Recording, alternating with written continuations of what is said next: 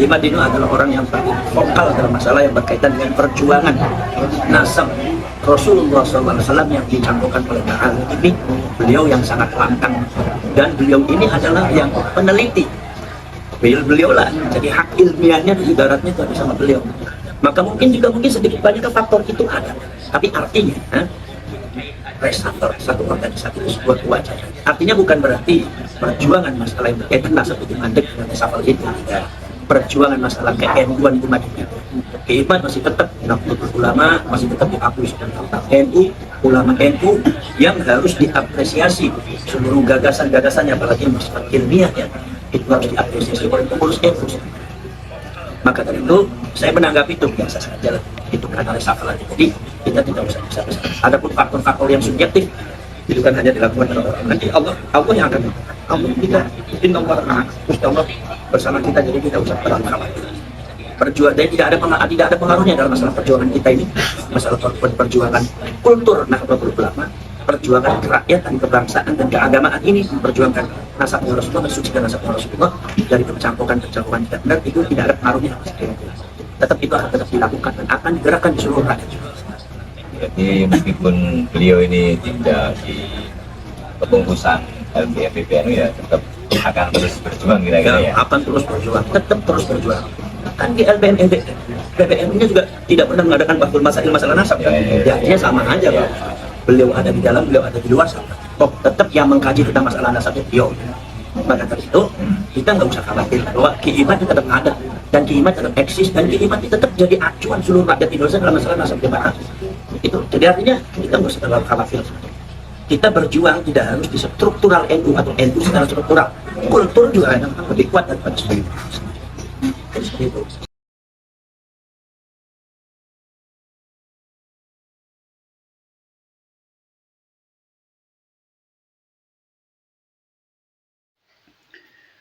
Assalamualaikum warahmatullahi wabarakatuh.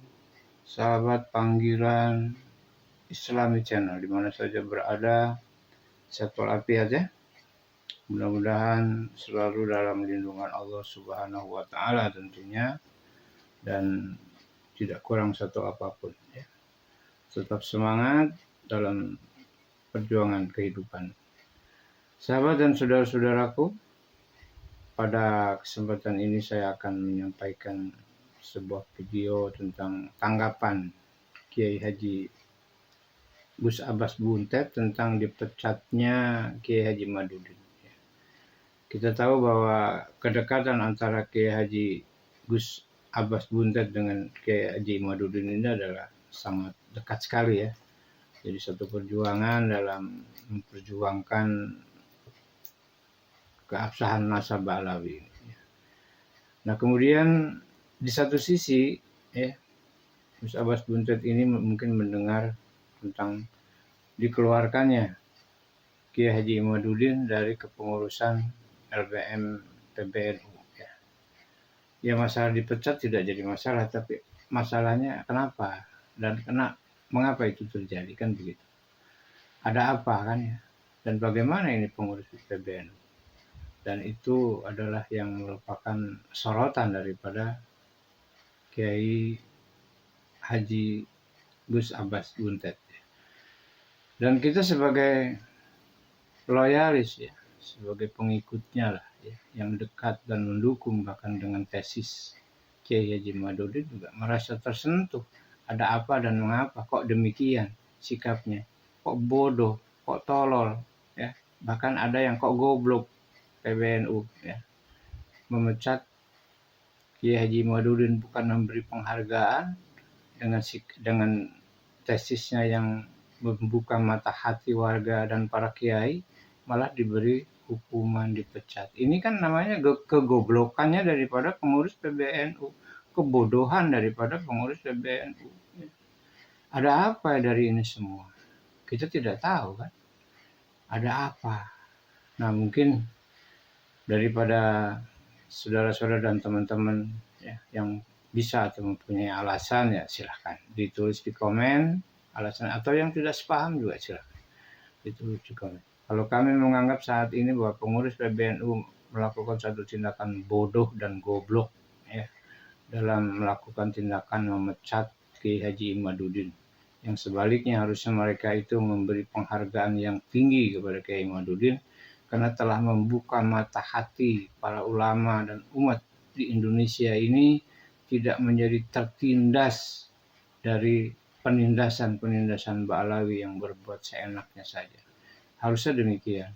Cobalah kita buka mata hati kita pelajari kehidupan dan gerakan serta misi dan visinya Ba'alawi agar kita lebih tahu lagi bagaimana dan apa tindakan-tindakan yang kurang ajar daripada Ba'alawi. Baik sahabat, terima kasih. Mudah-mudahan bermanfaat.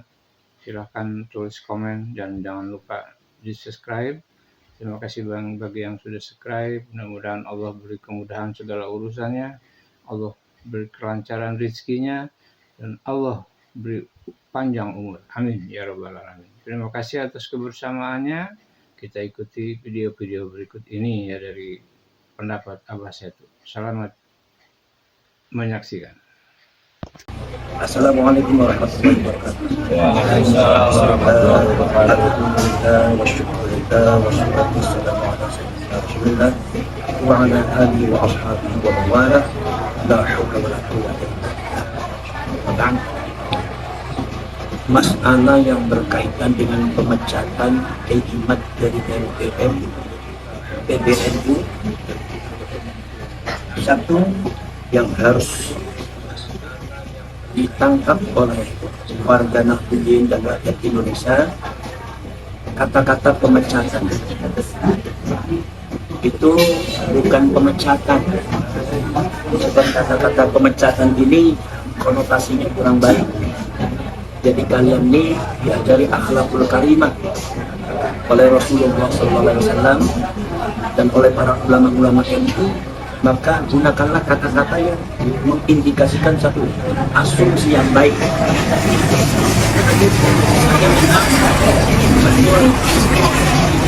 Saya memang belum bisa komunikasi dengan umat dan menerima mungkin masih itu. Tapi saya sudah mendengarkan dari Kiai Mubarak, itu adalah ketua PMI Laskar Sabila Jawa Tengah, dan beliau juga sebagai wakil ketua di pusat PMI Laskar Sabila. Kemudian saya juga sudah membaca suratnya. Yang ternyata kalau saya baca suratnya bukan pemecatan, apalagi ada isu pemecatan secara tidak terhormat. Yang saya lihat itu ternyata yang saya baca itu reshuffle kepengurusan. Ini perlu dianalisa kata-katanya dulu, yaitu jangan menggunakan kata-kata pemecatan, nanti kita suudon sama PBNU, suudon sama orang. Dan ini reshuffle organisasi. Dalam hal ini adalah LBM PBNU. Reshuffle organisasi itu salah satu daripada mekanisme organisasi yang wajar, yang biasa dilakukan ketika organisasi itu memerlukan satu progresivitas di dalam program-programnya, pencapaian program-program target-targetnya itu ada kemandegan, ada keterlambatan, maka di antara beberapa pengurus itu perlu diadakan reshuffle. Seperti halnya juga reshuffle kabinet. Jadi ini bukan pemecatan. Kita baca dulu wacananya, ini reshuffle organisasi. Ini secara objektif dulu. Adapun faktor daripada kenapa pun ada reshuffle, mungkin kaitannya bukan dengan Ki Imad saja, karena yang di reshuffle bukan Ki Imad saja, ada juga beberapa yang lainnya diganti gitu. Dan itu menurut saya wajar-wajar saja. Kemudian tinggal mungkin faktor ada indikasi subjektif, bisa ada, bisa tidak. Bahwa seumpama karena Ki Imad ini adalah orang yang paling vokal dalam masalah yang berkaitan dengan perjuangan nasab Rasulullah SAW yang dicantumkan oleh Ta'ala ini, beliau yang sangat lantang, dan beliau ini adalah yang peneliti. Beliau lah, jadi hak ilmiahnya ibaratnya itu ada sama beliau. Maka mungkin sedikit banyak faktor itu ada. Tapi artinya reshuffle satu organisasi itu sebuah kewajaran. Artinya bukan berarti perjuangan masalah yang berkaitan nasab itu mandek dengan reshuffle itu. Ya. Perjuangan masalah ke-NU-an itu maju. Imad masih tetap Nahdlatul Ulama, masih tetap diakui sebagai NU, ulama NU yang harus diapresiasi seluruh gagasan-gagasannya, apalagi masalah ilmiahnya itu harus diapresiasi oleh pengurus NU. Maka dari itu saya menanggapi itu biasa saja, itu karena reshuffle aja. Jadi itu kita tidak usah besar-besar. Adapun faktor-faktor yang subjektif itu kan hanya dilakukan oleh orang. Nanti Allah yang akan Allah kita inna Allah Allah bersama kita, jadi kita usah terlalu khawatir.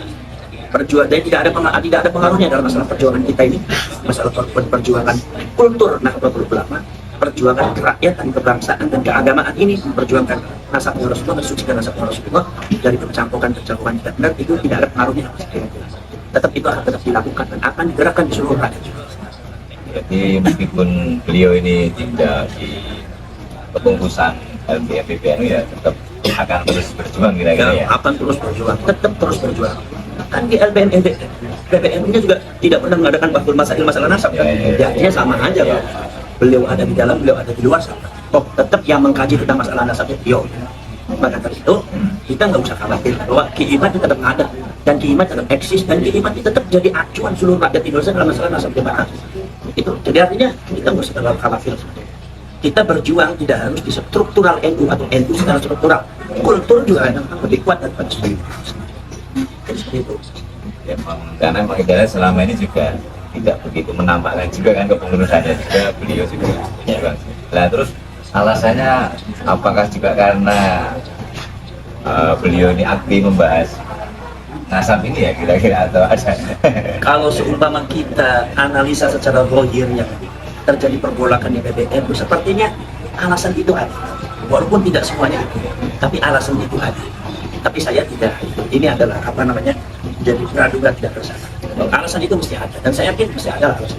Tapi itu nggak ada masalah. Perjuangan kita adalah perjuangan kerakyatan, bukan sekadar perjuangan ke-NU-an. Walaupun saya akui ini perjuangan ke-NU-an juga karena yang banyak korban Ba'ali itu adalah Nahdien. Terjadinya di kalangan Nahdien bagian khususnya adalah orang-orang masyarakat umum.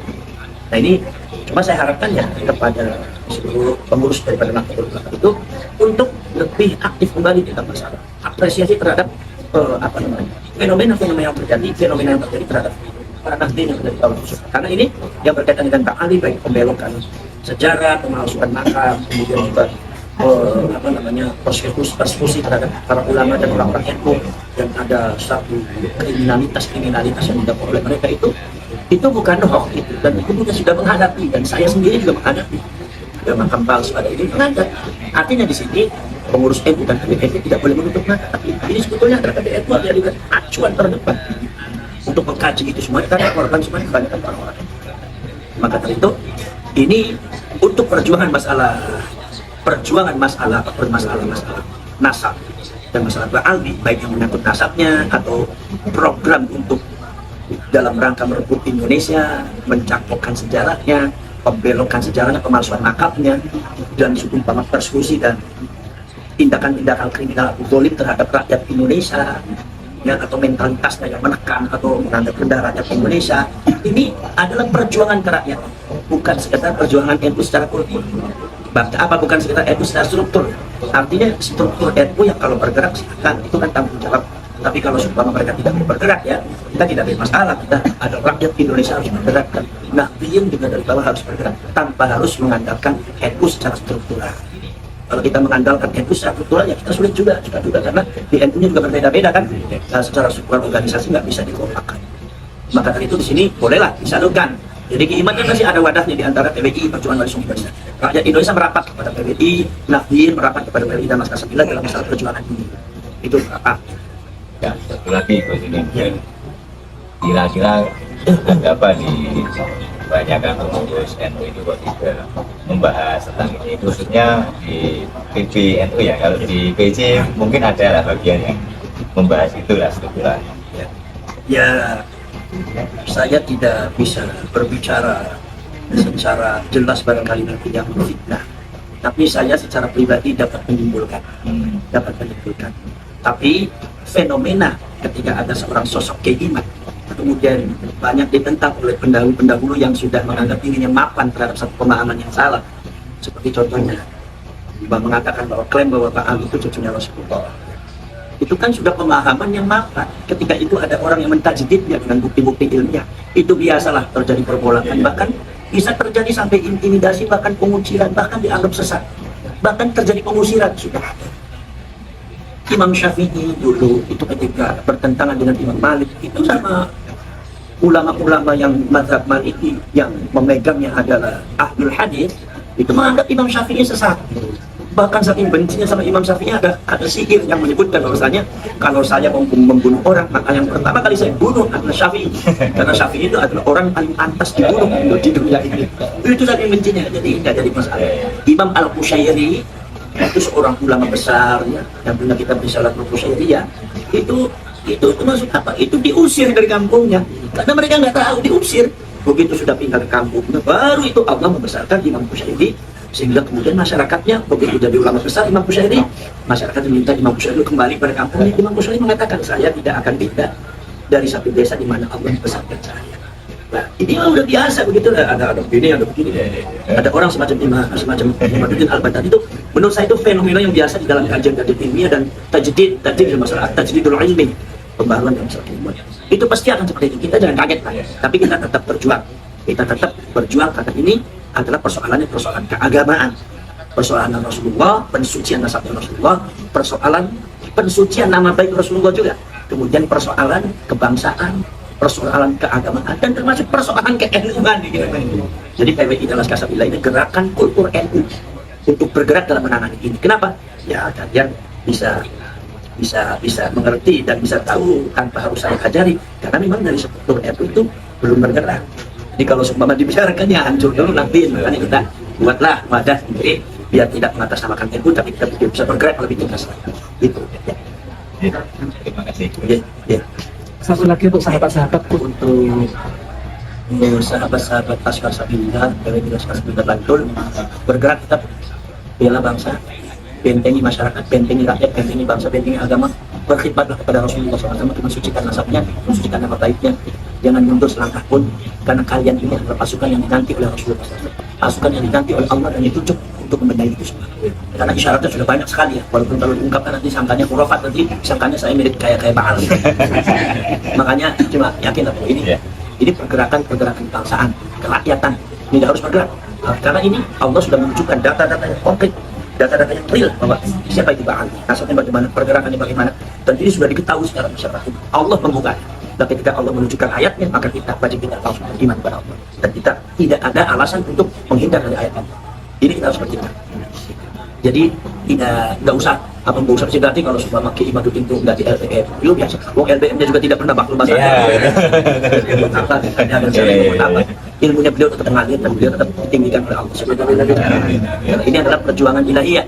Ini adalah merupakan ilahiyah, di belakang kita adalah ridho Allah. Insya Allah perjuangan kudratullah, insya Allah kita akan mendapatkan kemenangan. Maka perbesar PWI Laskar Sabila merapat semua, kita besarkan PWI Laskar Sabila, kibarkan insya Allah Indonesia berkembang. Assalamualaikum warahmatullahi wabarakatuh.